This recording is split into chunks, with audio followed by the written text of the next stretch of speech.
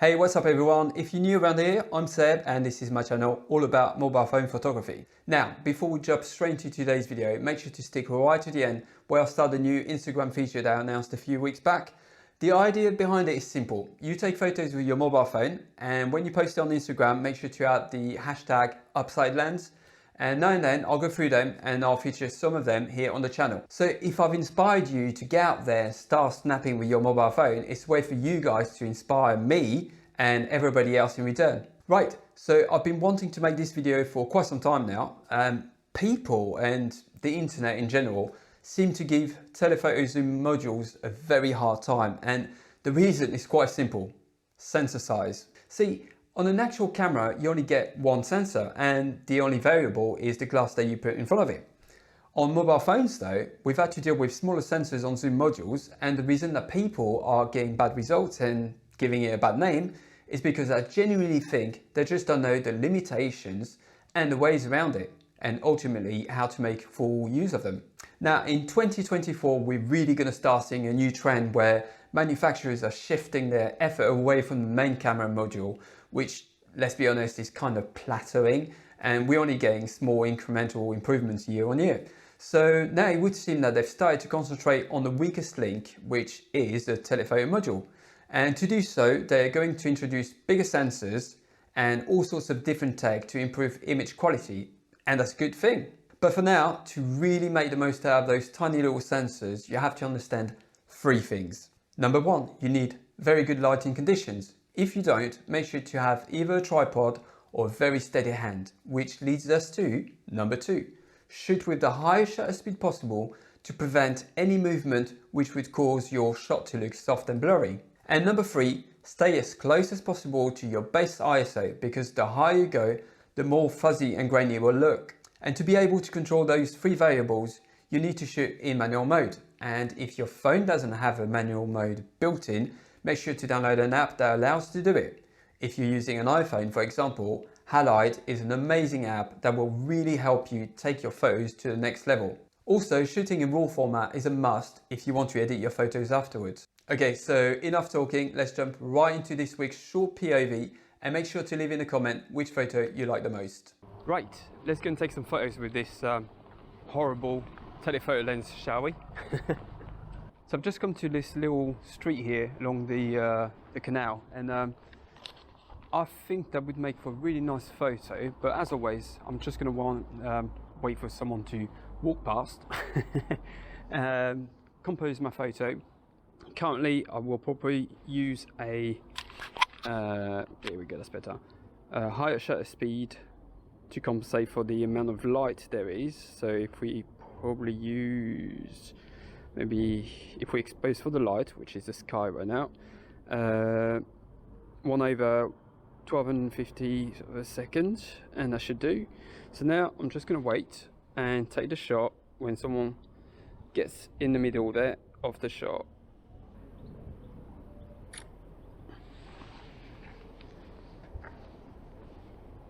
Nice, so yeah, I've got a couple of shots. As always, you kind of have to wait for the subject to walk through. But yeah, I think that should do. So also a nice shot to be taken here, just along the river. I'm just going to use this wall as the leading line, trying to get the bridge and maybe wait for a bus or something interesting to happen on the bridge. So let's give it a shot. So for this one, again, we're gonna expose. God, you guys are all wonky there. Gonna expose for the highlights, so I'm gonna go crank up the shutter speed to probably 2000 for the second, and now I'm gonna compose again ISO 100 to make the full use of that sensor, and I'm gonna try to focus on the back of the house over there. I don't know, you guys probably can't see anyway. I'll try my best, but and I'm just gonna wait.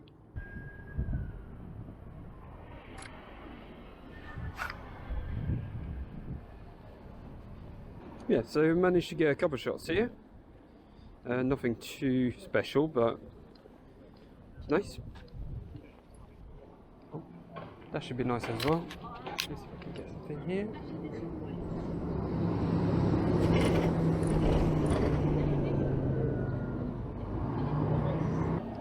that should also turn out pretty nice. Sweet. Well, I'm headed towards the Cathedral Park, little garden thing. See if we can find anything nice there. But it's actually really nice to be out, especially because I've been, you know, pretty much bedridden for the last month or so. Just, you know, one thing after the other. So it's so nice to be out again, taking photos.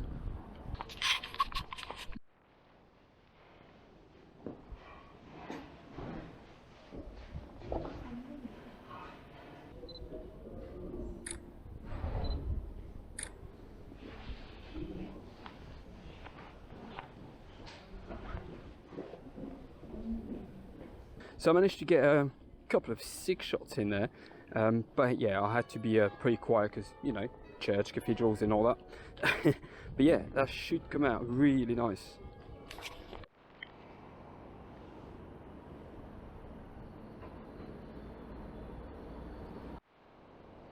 These two frame boxes there would look really nice because they're framed by these two trees on the side there.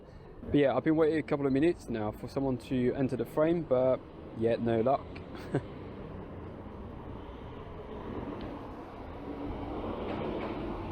Well, I gave up in the end, otherwise I'd be here all day. Yeah, I managed to get those two, see what we can do in post with those. Do you know what, looking back of every single shot that I've ever taken with the Xperia Mark V, I think that about, I don't know, about 75 to 80% of all the shots I've taken were with that 85mm lens. So it just goes to show that if you put a bit of thought into the shot, you can't really go wrong with it. Right, so I'm going to take a couple more shots and call it a day. Oh, actually, that looks quite nice. Right, let's have a look. A bit too dark. Right, so 1,000 for a second, or maybe 1/800th for a second, and there we go. Not bad. Cool.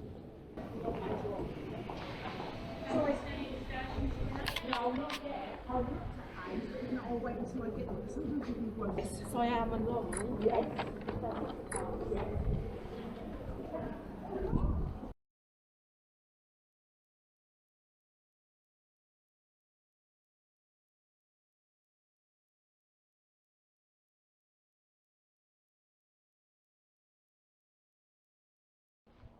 Right, I've only got 2% left on the action cam, so let's make it quick. There's a nice shot here. Let's see if I can frame it. Where the tree kind of like makes an arch over the church, the cathedral. So let's take a quick shot.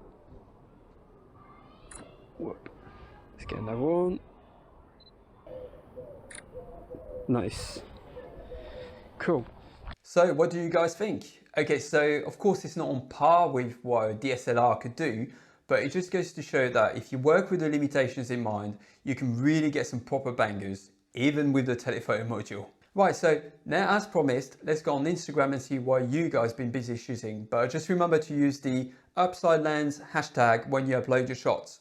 But basically, the more of you do it, the better, because there wouldn't be much point me featuring the same people over and over every week. So the way I'll do it is I'll use my little trusty little teleprompter screen that I normally use for the videos. And so straight off the bat, so I've just refreshed the hashtag. We're on 100 plus posts so far. And the first one that really caught my eye is this one from, well, you'll have to excuse my pronunciation, Catalin Bici, I don't know. Sorry if I butchered your name. Yeah, I really liked the composition on this one. It's kind of like from a view from the bottom looking up, and I'm a sucker for this kind of shots, as you know. And yeah, really like the composition, the color grade on this one, really cool. Next one, again, that's another, well, it's again from the same person, Kateli Binchi.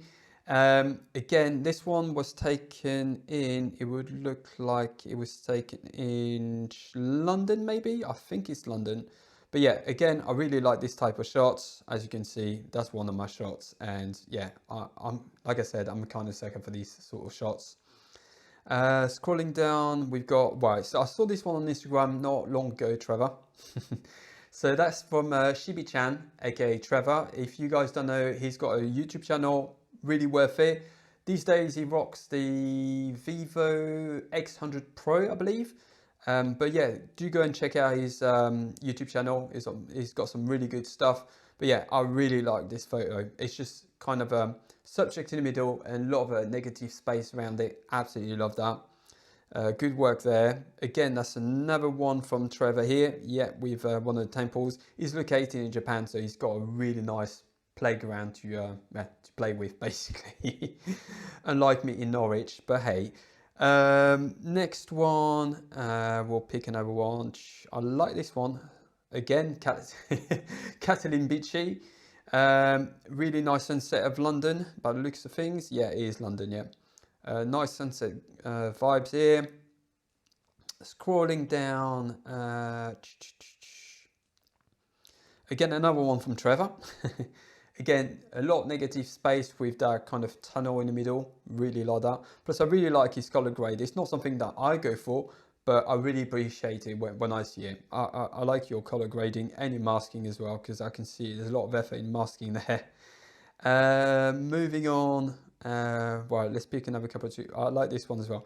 I really like negative space. It's such a really good kind of a type of composition where you isolate a subject and the rest is just kind of like void, and it really highlights your subject. So this one, you know, it's negative space as well as contrast, because obviously you've got the snowy background and foreground and just the subject in the middle. And that is from Cities and Nature, and it's taken, shocker, from Sweden. Lots of snow. Really good shot there, mate.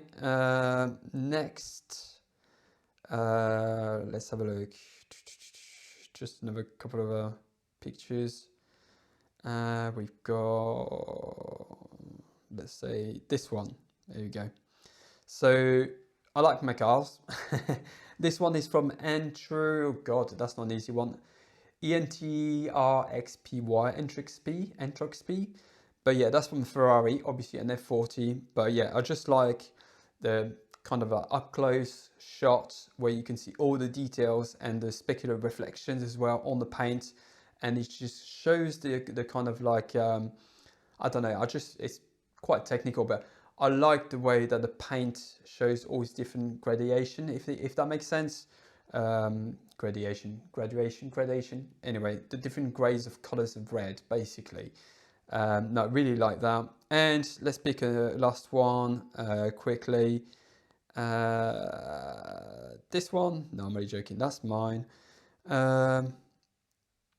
This one, black and white. I do like, that's one thing actually I haven't done it in ages, is black and white. So keep watching, you know, I might do a video just black and white, why not?